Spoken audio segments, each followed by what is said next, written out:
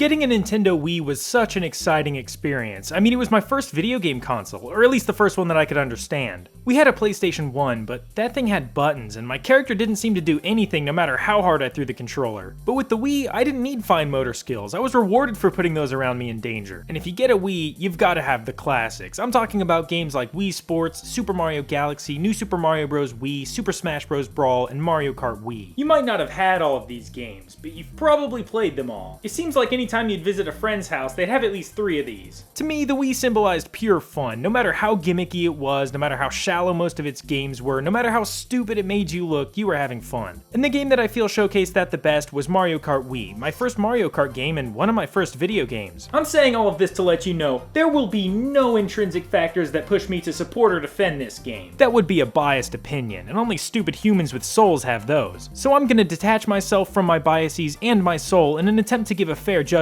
of this game. Super Mario Kart Bros. Wii was released in 2008 for the Nintendo Wii. It featured motion controls that some considered to be stupid. But they're not. They're really cool and fun. Okay, turns out my biases are too much to keep away, and I guess I'll take my soul back too. I, of course, am very nostalgic for this game, so everything about it will seem more magical than other Mario Kart titles, but I'll try to separate that from its actual objective merits and shortcomings. Well, maybe. First off is graphics.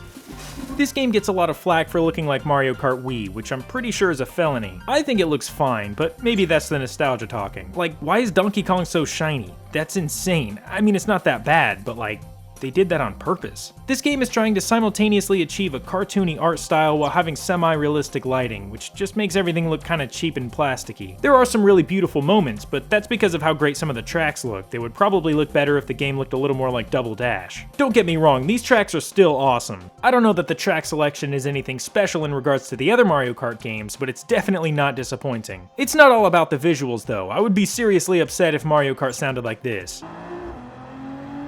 Luckily, this game's got a pretty great soundtrack. It's one of those games where the whole time you're like... But going back to the visuals, the lame graphics can really mute some of these tracks. It would be neat to see more of them fully remade in the next Mario Kart game. Mario Kart Wii's graphics won't push anyone away, but they're definitely not going to be the reason you pick the game up. That would of course be to look unbelievably cool and not dumb with the new Wiimote motion controls. But the Wiimote alone is too lame. You're going to need 2 accessories to really enjoy this.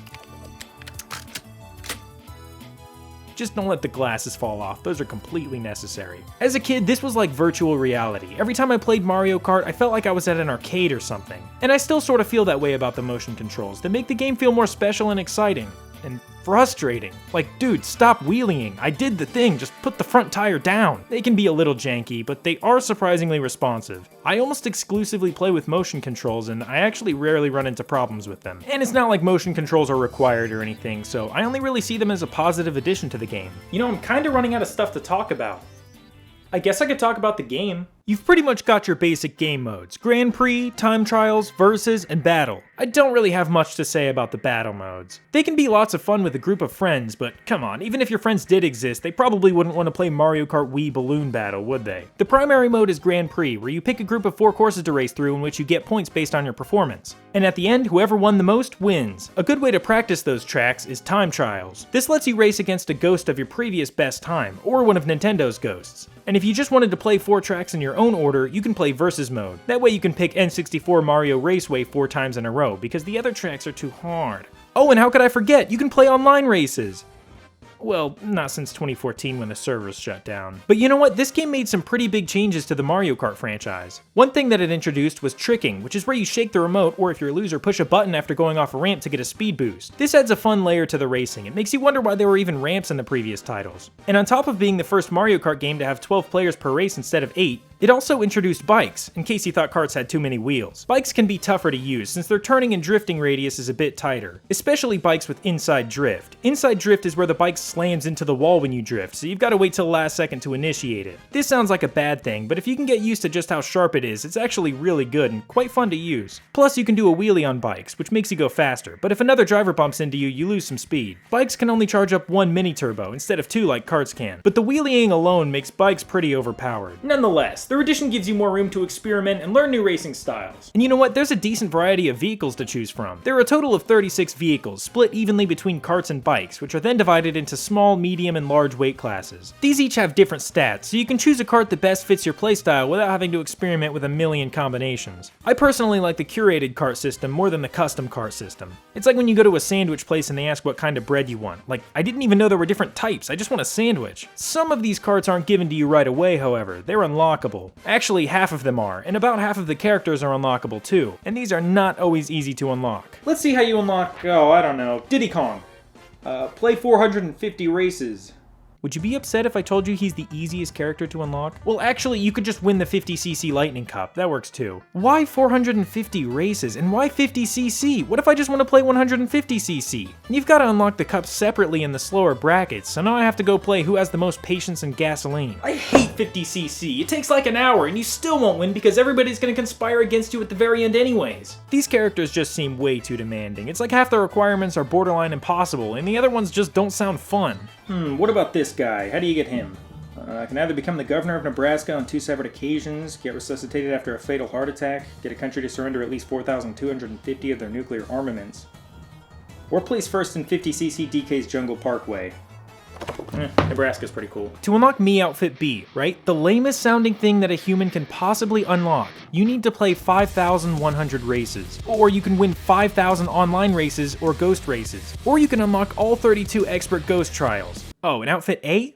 Win 100cc Special Cup. While they are a little ridiculous sometimes, the unlockable karts and characters give you something to work towards even hundreds of hours into the game. All of these additions really make the already solid gameplay even more enjoyable. This feels like the last simple Mario Kart game. Mario Kart 7 introduced gliding and going underwater, and then 8 introduced anti-gravity. And while those mechanics can be very fun, I find them to be pretty useless. I personally prefer a more simple yet unique track, rather than one cluttered with obligatory flying, underwater, and anti-gravity sections. Which is why I love Mario Kart Wii's track so much. They're just a simple little adventure through a majestic landscape with a nice song to keep you going. But there's something that takes away from the peaceful experience of driving around these serene little worlds. Something that gives Peach Beach more of a Missile Crisis vibe. Items. You know those things that go...